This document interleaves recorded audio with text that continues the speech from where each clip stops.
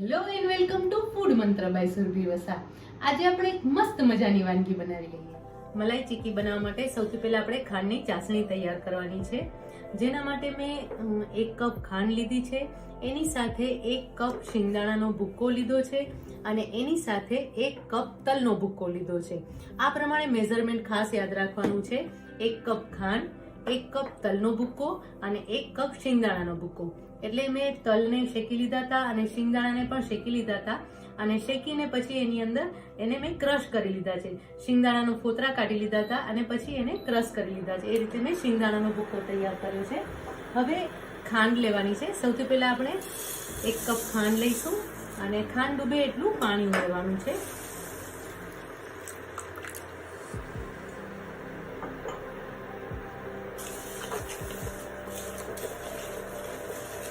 અત્યારે હવે આ મલાઈ ચીકી બહુ જ બધાને ભાવે છે, કારણ કે એકદમ સરસ સોફ્ટ તૈયાર થતી હોય છે અને એનો સ્વાદ પણ બહુ જ સરસ તૈયાર થતો હોય છે.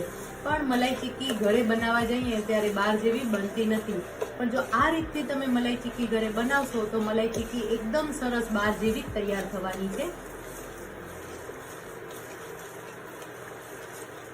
ખાંડને ઉગાડી લેવાની છે અને 1 તારની ચાસણી તૈયાર કરવાની છે.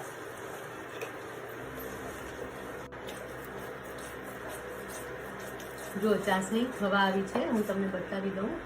1 તારની ચાસણી તૈયાર કરી લેવાની છે. જો આ 1 તારની ચાસણી સરસ તૈયાર થઈ ગઈ છે. દેખાય છે તમને?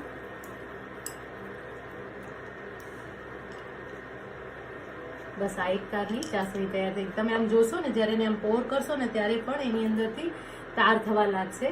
એટલે એ સમજી લેવાનું કે 1 તારની ચાસણી તૈયાર થઈ ગઈ છે. જો દેખાય છે ને 1 તાર?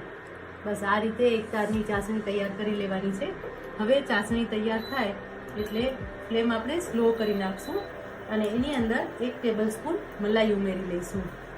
હવે જો તમારી પાસે મલાઈ અવેલેબલ ન હોય તો તમે મિલ્ક પાવડર લેવાનો છે. લગભગ 1 થી 1.5 ટેબલસ્પૂન જેટલો મિલ્ક પાવડર લઈ અને એને દૂધમાં ઓગાળી લેવાનો છે. 1 ટેબલસ્પૂન દૂધમાં ઓગાળી અને એ ઉમેરવાનો છે, તો એનો સ્વાદ પણ બહુ જ સરસ આવે છે. પ્રોપરલી મિક્સ કરી લઈશું આપણે અને 1 મિનિટ માટે કૂક પણ કરી લઈશું, જેથી કરીને જે મલાઈ છે એ સરસ રીતે મિક્સ થઈ જાય. જો બધું જે મિશ્રણ છે એ સરસ રીતે મિક્સ થઈ ગયું છે. હવે આપણે ફ્લેમને ઓફ કરી દઈશું.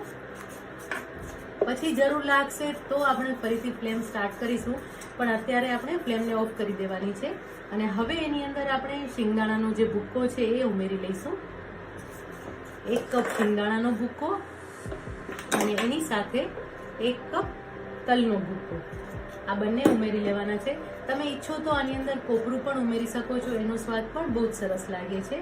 અને જો ચોકલેટ ફ્લેવર કરવી હોય તો આની અંદર તમે કોકો પાવડર પણ ઉમેરી શકો છો, તો એનો સ્વાદ પણ બહુ જ સરસ લાગે છે.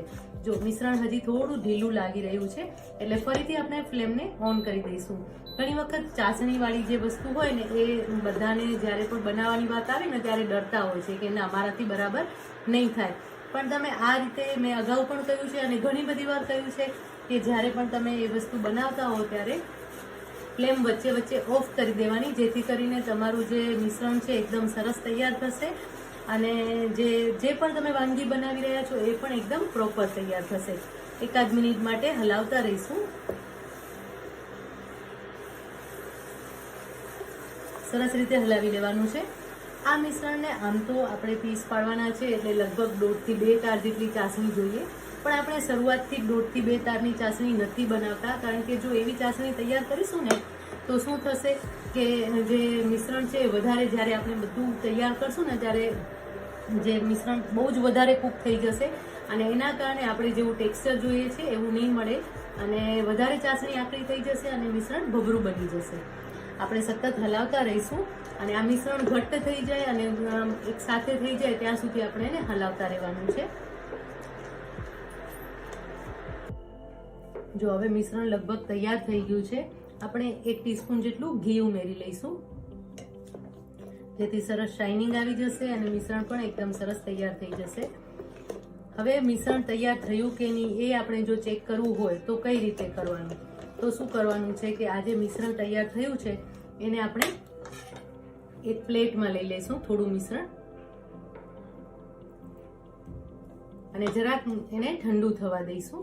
અને પછી ઠંડુ થયા પછી જો એનો ગોળો સરસ રીતે વળી જાય તો સમજી લેવાનું છે કે આ જે મિશ્રણ છે એ આપણું સરસ તૈયાર થઈ ગયું છે અને એના પીસ સરસ રીતે પડી શકશે.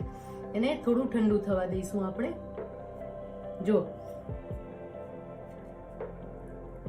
થાય છે ને, જો આ રીતે સરસ ગોળો વળે છે એટલે સમજી જવાનું કે આપણું જે મિશ્રણ છે એકદમ પરફેક્ટ તૈયાર થઈ ગયું છે.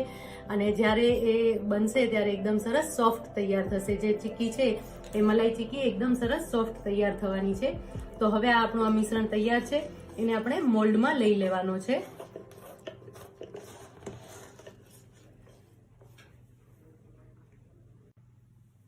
મિશ્રણ જો એકદમ સરસ તૈયાર થઈ ગયું છે અને હવે આપણે એને એક મોલ્ડમાં લઈ લઈશું. તમે જોઈ શકો છો કે મિશ્રણ એકદમ સરસ તૈયાર થયું છે અને હવે સ્ટીક પણ નથી થતું, ચોટતું પણ નથી. હવે એને આ રીતે આપણે ફેલાવી લઈશું.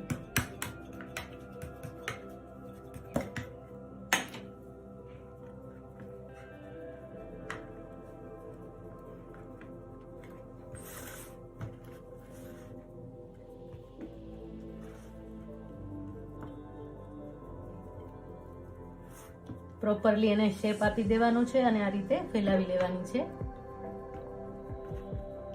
આ મલાઈ ચીક્કી બહુ જ સરસ તૈયાર થશે અને તમે બારે જે મલાઈ ચીક્કી લાવો છો ને બજારમાંથી એવી જ સરસ રીતે તૈયાર થતી હોય છે.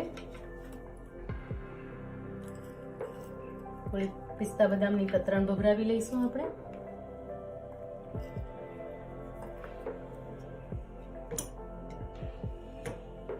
સ્પેચ્યુલાને ઘી વાળો કરી લઈશું અને હવે આ રીતે દબાવી દઈશું જેથી કરીને એક સરસ શાઇનિંગ પણ મળી જશે. અને જો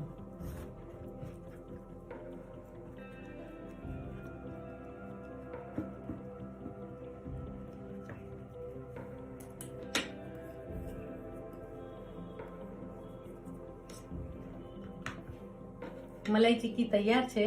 હવે એને આપણે રેસ્ટ આપી દઈશું અને એના પહેલા આપણે એના કાપા પાડી લેવાના છે, પીસ પાડી લેવાના છે જેથી કરીને પછી કડક થઈ જશે તો પીસ સરસ નહીં પડે. તો સૌથી પહેલા આપણે એના પીસ પાડી લઈશું.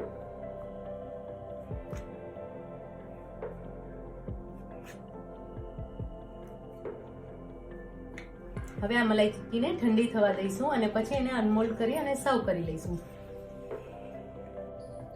મલાઈ ચીક્કીને સર્વ કરી લઈએ. એકદમ સરસ સોફ્ટ મલાઈ ચીક્કી તૈયાર થઈ છે. તમે જોશો ને તો તમને પણ ખ્યાલ આવી જાય છે કે આ ચીક્કી જે છે એકદમ સરસ સોફ્ટ થઈ છે. હું તમને એક તોડીને પણ બતાવું છું. જો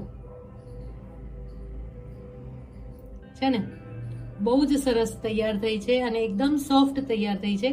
તો આ મલાઈ ચીક્કી તમારા ઘરે ચોક્કસ બનાવજો. બધા જ બહુ ખુશ થઈ જવાના છે અને તમારે આ રીત પ્રમાણે બનાવશો તો બહારથી મલાઈ ચીક્કી લેવા જવાની જરાય જરૂર નહીં પડે. તો મસ્ત મજાની મલાઈ ચીક્કી તૈયાર છે અને આવી જ નવી વાનગીઓ સાથે, નવી વાતો સાથે ફરી મળતા રહીશું. ત્યાં સુધી બાય બાય.